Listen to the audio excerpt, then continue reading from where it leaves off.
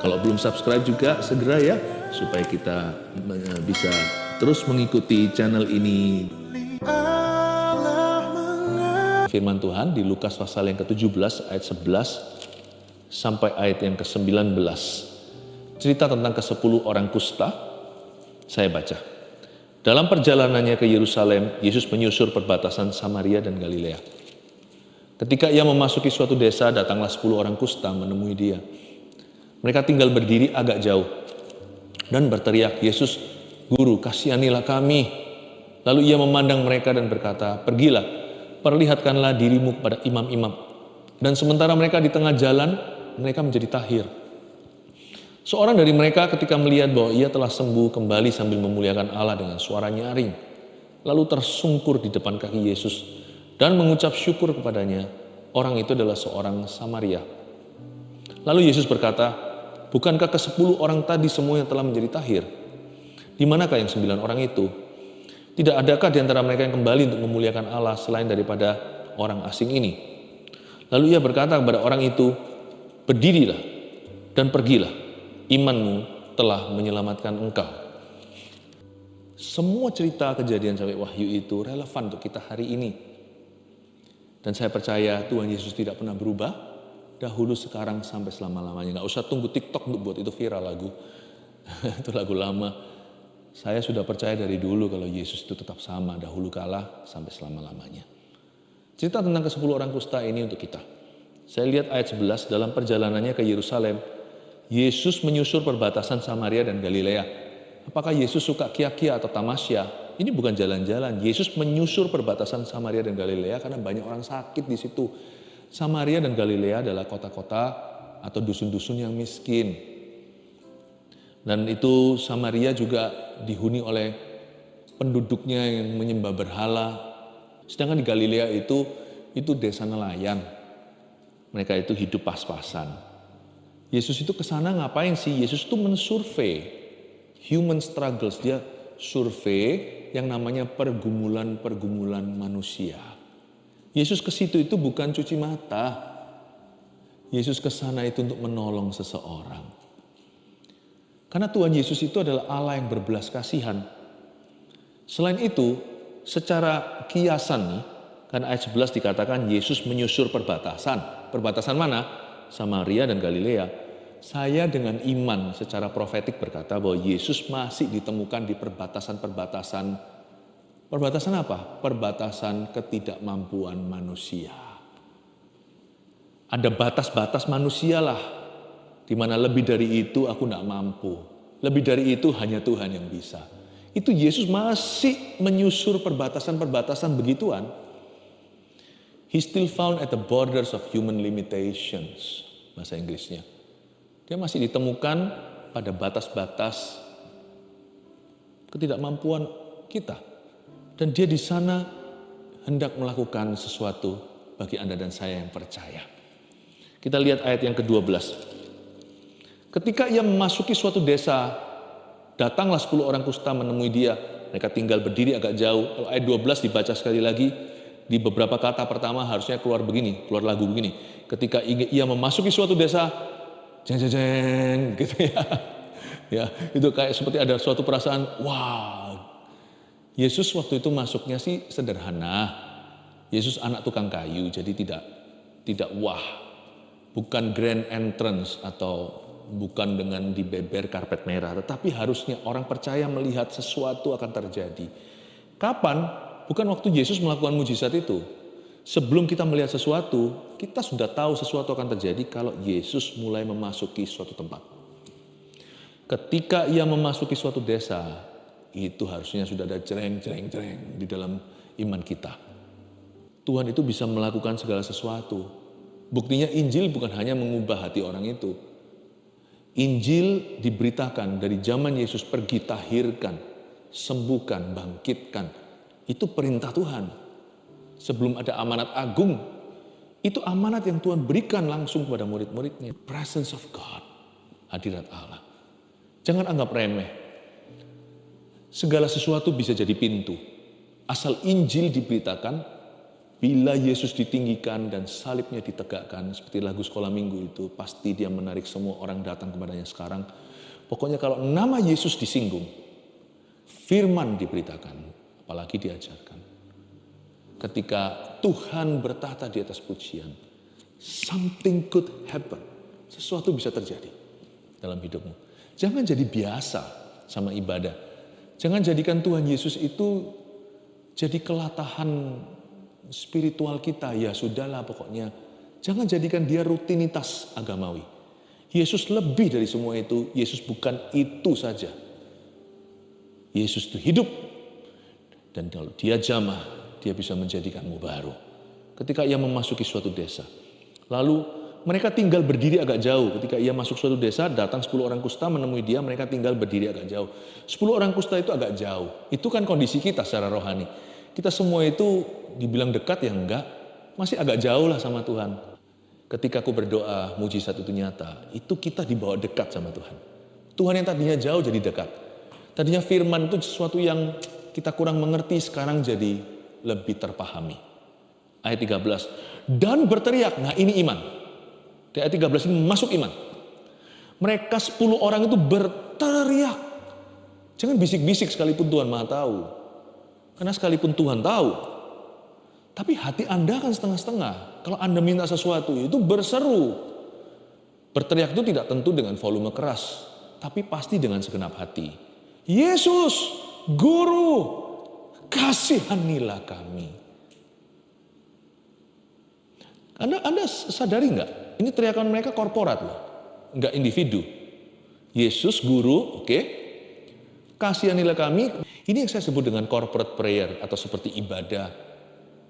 Corporate prayer atau doa bersama. Buktinya mereka berkata, Yesus, Guru, bukan kasihanilah saya, tapi kasihanilah kami. Bersama nama mereka berseru. Memang menurut saya ada kelebihannya kalau kita itu doa bersama. Iman yang lemah ditopang dengan iman yang kuat. Jadi setiap orang itu tidak bisa, setiap orang asal dia mau serius berdoa, tidak bisa ketinggalan. Itulah iman korporat. Ayat 14, lalu ia memandang mereka dan berkata, pergilah, perlihatkanlah dirimu kepada imam-imam. Yesus suruh mereka di 14a agar mereka pergi ke dokter. Imam ini jangan terkecoh, imam ini bukan sekedar pendeta di zaman itu, tapi zaman itu orang kusta karena nggak bisa sembuh. Jadi para imam lah yang mendeteksi kalau terjadi mujizat. Dan belum pernah sebelumnya terjadi mujizat kesembuhan, apalagi orang kusta di perjanjian lama sebelum Yesus. Kecuali mungkin Naaman, 1-2 perkara ilahi terjadi di zaman Nabi. Tapi mereka belum pernah. Imam-imam itu selalu sepi prakteknya. Jarang ada orang kusta datang, udah sembuh. Dan kalau orang kusta datang masih kusta, imam-imam itu pasti nggak mau temui mereka. Dia berkata, sembuh dulu baru datang ke sini.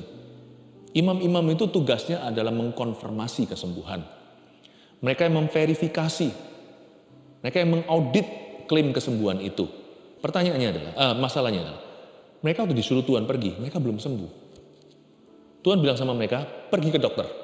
Tuhan nggak janji nanti kapan mereka disembuhkan. Dan sementara mereka di tengah jalan mereka menjadi tahir. Luar biasa. Berarti kesembuhan orang kustaan ini instan. Di tengah jalan. Dan kejadiannya bersamaan. Jadi itu bukan kebetulan. Itu adalah pernyataan kuasa. Kesembuhan ilahi selalu akan terdeteksi secara medis. Secara instan, secara supranatural, terjadinya ajaib bersamaan. Bahkan mujizat yang mereka terima bukanlah mujizat kesembuhan semata-mata. Mujizat yang mereka terima adalah mujizat penciptaan. Mujizat itu bukan hanya yang rusak jadi baik, yang jelek jadi bagus. Itu perbaikan. Kalau mujizat itu bahkan dari yang nggak ada jadi ada. Ini yang terjadi di ayat 14. Sementara mereka di tengah jalan, mereka menjadi tahir. Kata tahir itu lebih dari sembuh. Tahir itu berarti lengkap. Jadi mujizat mereka itu misalnya mungkin dari 10 orang itu ada yang udah hilang 3 jari. Tiba-tiba plung keluar jarinya. Itu tahir. Kalau enggak hanya sembuh. Nggak ada kuping, mungkin kupingnya udah jatuh. udah lapuk nih kena penyakit ini. Lalu tiba-tiba muncul kupingnya. Mungkin matanya, mungkin hidungnya sudah nggak ada hidungnya tapi masih ada bolongnya, masih ada lubangnya. Tiba-tiba ada hidungnya keluar. Ini bukan magic show. Ini adalah the power of God, kuasa Tuhan. Dan mereka kaget. Lalu ayat 15, seorang dari mereka ketika melihat bahwa ia tersembuh kembali sambil memuliakan Allah dengan suara nyaring. Jadi lucu ya, mereka pergi ke imam misalnya ke arah sana. Waktu mereka sembuh mereka saling lihat-lihatan ke segala arah. Lalu habis itu mereka ke imam, sampai ke imam mereka dapat konfirmasinya. Udah imam berkata kamu sembuh. Tetap mereka harus sampai ke imam. Mau tahu kenapa?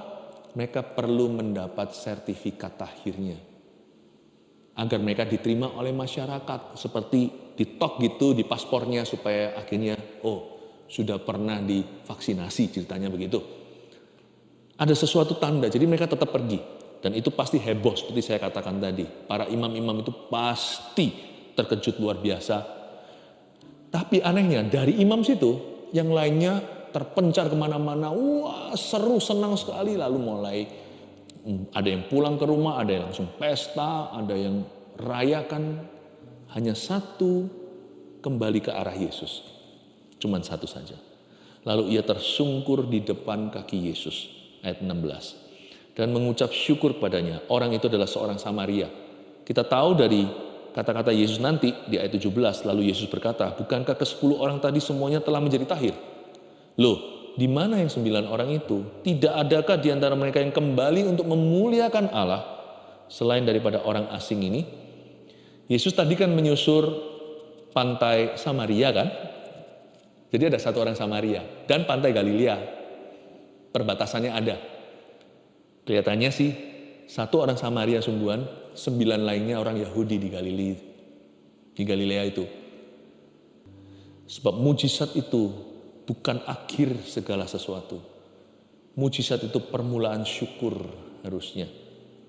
Mujizat sejati selalu tunduk di kaki Kristus. Dia akan datang kembali sujud menyembah di kakinya.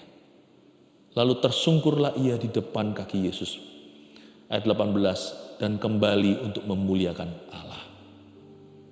Tujuan mujizat memang mujizat itu menyembuhkan, memulihkan. Tapi tujuan akhir mujizat itu bukan kita penerimanya. Tujuan akhir mujizat itu adalah kembali kepada Sang Pemberi. Memuliakan Allah. 9 orang yang lainnya yang tidak kembali itu lupa, mereka juga akan mati. Nggak sakit kusta, mungkin berikutnya sakit asma. Saya tidak tahu lah. Hidup dalam kasih karunia sesungguhnya adalah hidup senantiasa bergantung pada Allah. Bukan terima mujizat sekali lalu sudah bye-bye God. Dadah Tuhan. Ayat 19. Lalu ia berkata kepada orang itu, berdirilah. Yesus dengan tegas berkata karena orang itu lagi sujud di kaki Yesus. Stand up, berdirilah. Go, pergilah. Imanmu telah menyelamatkan kau. Kepada yang 10, sembuh. Semuanya 10-10. Tapi hanya satu yang selamat. Anda lihat, 10 disembuhkan. Yang ini satu disembuhkan dan diselamatkan. Saya anggap that is the greatest miracle. Dalam cerita ini itulah mujizat terbesar, yaitu keselamatan itu. Kita rangkumkan ya, 3 poin ini, lalu kita akan berdoa. Mujizat masih terjadi. Yang pertama, mujizat selalu bermula dari belas kasihan Tuhan. Catat itu.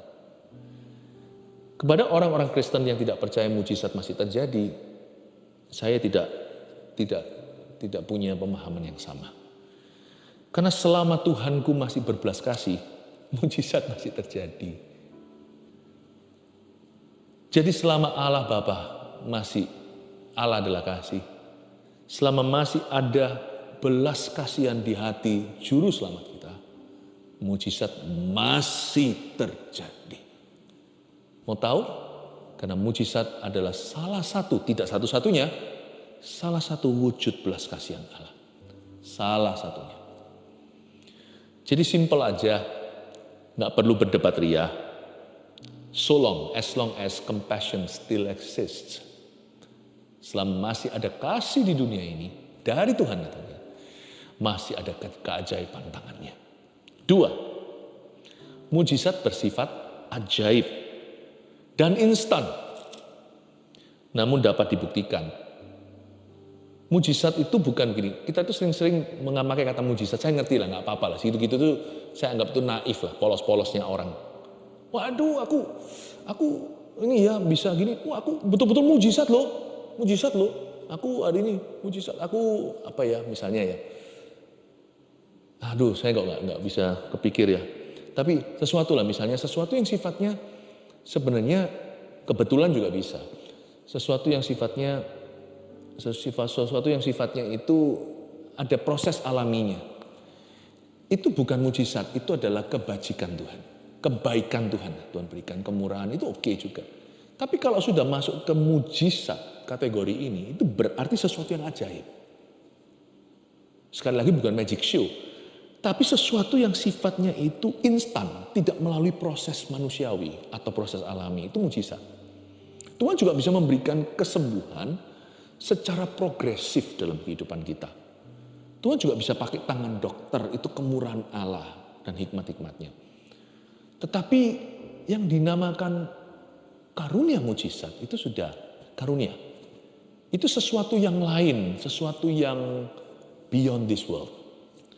Melampaui dunia ini. Jadi kadang-kadang kita seringkali mengkategorikan sesuatu itu mujizat, itu juga dari Tuhan. Jangan lupa, dari Tuhanlah segala berkat. Tapi mujizat adalah mujizat. Mujizat bukan berkat biasa. Dan saya ingin Anda untuk tidak blur soal ini atau perbatasannya jangan sampai kabur. That our God still able to do the amazing. Allah kita masih bisa melakukan sesuatu yang di luar nalar manusia. Amazing itu apa ya? Sesuatu yang luar biasa. Luar biasa. Mujizat bersifat ajaib. Jadi tolong kalau iman kita kurang ke sana, mintalah sama Tuhan iman. Jangan turunkan definisi mujizat, tapi naikkan imanmu untuk melihat itu terjadi. Mujizat itu sifatnya ajaib dan instantly. Namun dapat dibuktikan, makanya Tuhan berkata apa? Pergilah ke imam. Go to the doctors, pergilah ke dokter. Ya, kanker itu akan kelihatan lenyap, tidak ada di tubuhmu. Jadi kita harus mengerti itu. When you ask for a miracle, then ask for a miracle. Kalau Anda minta sebuah mujizat, mintalah sebuah mujizat. Jangan tanggung. Jangan sungkan sama Tuhan. Tuhan, apa aku minta kebanyakan ya? Bagi Tuhan nggak ada bedanya. Nggak ada bedanya. Memberi berkat atau memberi mujizat itu bagi Tuhan nggak ada bedanya. Itu bagi Tuhan hanya kecil dan lebih kecil. Udah gitu aja. Bagi kita sih besar dan super besar. Bagi Allah itu kecil. Makanya berimanlah pada Tuhan. Nomor 3, mujizat tunduk pada nama Yesus dan kebenaran firman. Jadi, kalau sampai ada orang bisa melakukan mujizat bahkan bernubuat, kok bisa tepat ya kan? Waktu baca nasib kita segalanya. Kalau orang itu sendiri bukan orang Kristen, sudah tutup buku saya, sudah nggak perlu lagi buka pintu.